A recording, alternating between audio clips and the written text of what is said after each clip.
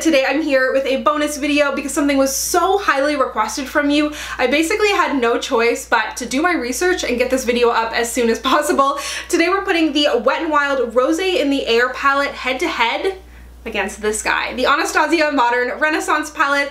I will have timestamps down below. We're going to be doing 2 demos, 1 palette on each eye to show how they actually look on the eye. I'm going to be doing head-to-head swatches and then of course just talking more in depth about the palette. So if you'd like to skip ahead, I will link to all of those timestamps down below. And if you're not familiar with this palette and you're like, what's going on? What's happening here? Wet n Wild is releasing brand new palettes, reformulated shadows, liquid highlighters, a ton of new stuff. So I will link to that video down below, and there's more information about the launch itself as well, dates and whatnot, but let's go ahead and get started. Let's chat about the particulars of the palettes first. So in the Wet n Wild palette, this will retail for $4.99 American, $6.99 Canadian. These are launching on their website in December, and then they'll follow up in stores shortly after that. So depending on where you live, they should start popping up over the next few weeks. If you live in Canada, Rexall, well.ca, and Walmart will all have select portions of this collection. You're getting 10 shadows in here. In total, you're getting 0.35 ounces of product. As for the Anastasia palette, this retails for $49 American, $55 Canadian. You're getting 0.28 ounces of product in here, so you're actually getting less product in this palette than this palette, which is surprising because this has 10 shadows, this has 14 shadows. Sorry if this is getting confusing. So because this has more shadows, there are going to be some in here that you won't get potentially duped in the Wet n Wild, so depending on what you're looking for. The shades Golden Ochre, Burnt Orange, Vermeer, and Venetian Red to me are the shades that do not show up here in the Wet n Wild palette. Both of these palettes are cruelty-free. Neither of them are vegan. In the new Wet n Wild collections, they are trying to roll out as many vegan products as possible, but because these do seem to have the kind of red and purpley tones in there, it seems like those shadows are kind of harder to make vegan. So they are both cruelty-free, but neither of them are vegan. This one is made in the USA and this one is made in China, but again, both cruelty-free. If the products are not sold in China, they are still considered cruelty-free, but of course, that is going to be a personal preference for you.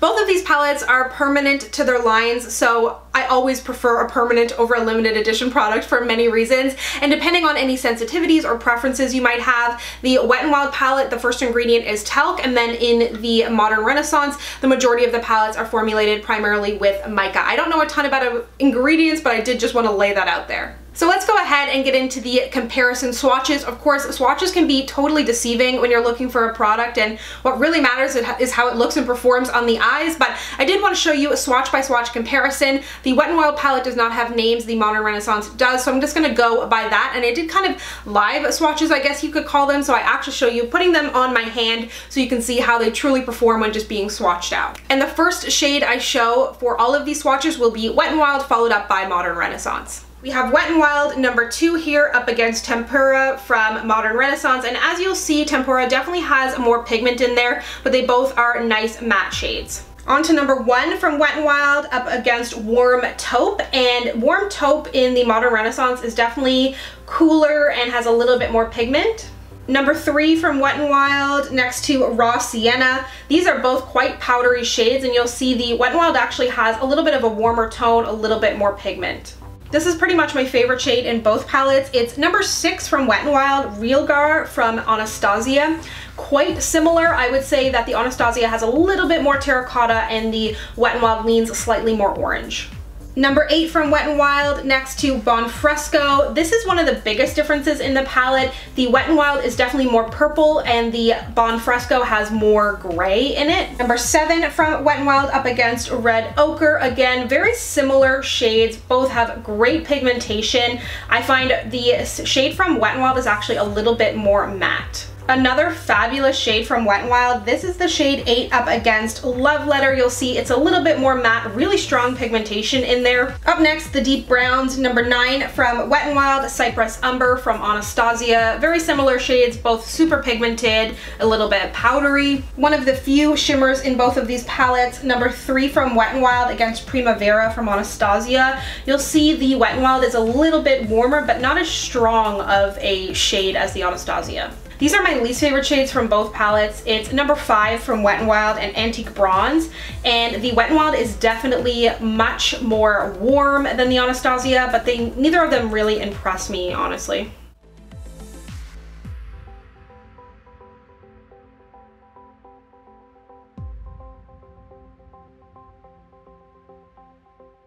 So as you'll see, there's definitely some dead-on dupes in there, some really similar shades, and realistically, if you're purchasing the Wet n Wild one, you're probably getting it because you're looking for those types of shades. You're not going to be wearing Anastasia on one eye and Wet n Wild on the other eye. I'm just doing this to kind of prove a point and actually show you a demo. You're looking to just get that look for a lesser price. So overall, very similar shades in there, and they have a very similar texture as well, kind of powdery but quite pigmented as well. And then the shimmers are okay in both of them. Neither of the shimmers in these palettes really impress me. What impresses me is the mattes, and I'm a matte girl anyway, so really good performance there. So let's go ahead and move into the demo. I will show you how these perform head to head on the eyes, which is what I'm sure you're the most curious about, and I personally was very curious about. I'm going to be saying the names of the Anastasia shades because Wet n Wild doesn't really have shade names, and you'll get what I'm going at throughout the demo. So I'm going to show you a look that I wore the other day and then the look that I'm wearing today.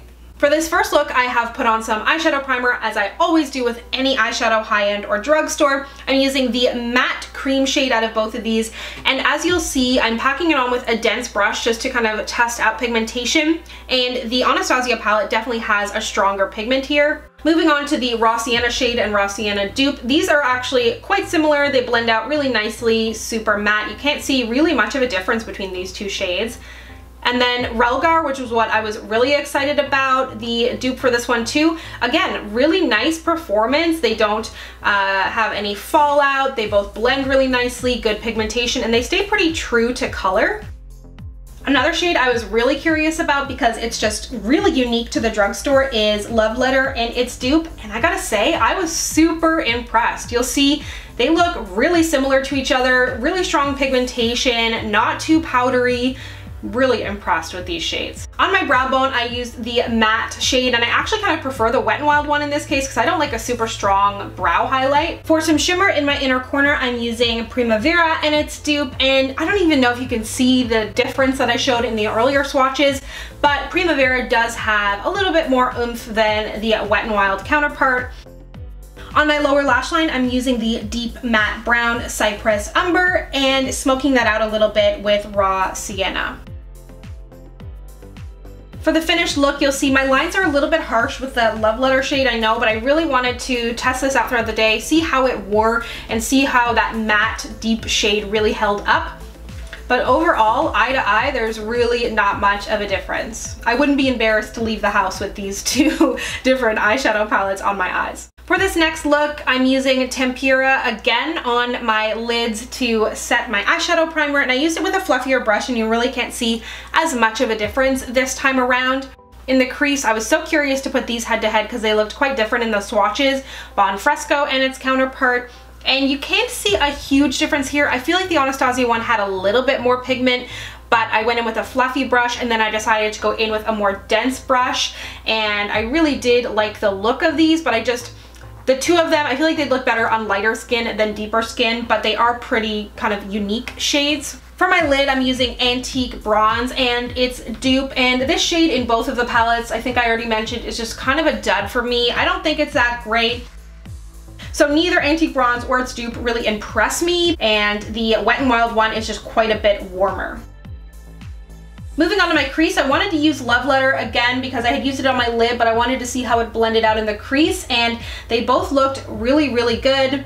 No huge difference there. And then I used a combination of Raw Sienna and Relgar in the crease to warm up the look a little bit. I really liked how this kind of looked in the crease. That's something I do all the time, so no surprise there. And on the lower lash line, I'm using Warm Taupe, Bon Fresco, and then to really kind of even the eye out, I went in with some Antique Bronze. Overall, this eye look doesn't really do it for me, but it's because of that Antique Bronze shade.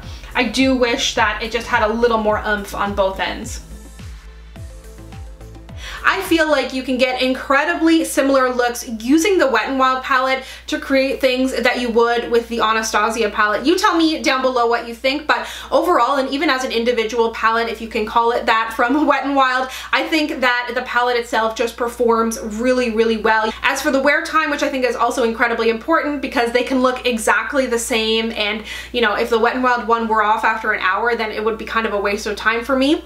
Not the case. I had a really good experience wearing both of those. I wore the initial look for an entire day. I did wear an eyeshadow primer, as I mentioned, but it wore really well throughout the day. It kept its vibrancy. It did not fade or anything like that. So at the end of the day, they both looked really, really similar. I will say, however, the shimmery shade I had on my inner corner faded ever so slightly in comparison to the Anastasia one. So that is something to keep in mind. Perhaps I should have put more primer on the inner corner of my eye. So I think I've covered just about everything. I'm trying to think if there's any other questions that I know I'm gonna get, but if you have any questions, if there's anything that I did not cover, be sure to let me know down below. And I'm also gonna be doing some more videos on the new Wet n Wild collection. I know a full face kind of tutorial was really requested, but I don't know. I think that Wet n Wild has done a great job with this palette. Highly recommend it. I mean, it's not gonna be out for a couple weeks, so keep your eyes peeled for it, but I did want to give you the heads up that if you were curious about if they're a dupe, yes, they are absolutely a dupe in my opinion. Thank you so much for watching. If you'd like to connect with me, you can find me on Instagram, Twitter, and Snapchat at SamanthaJaneYT, and I'll see you guys next time. Bye!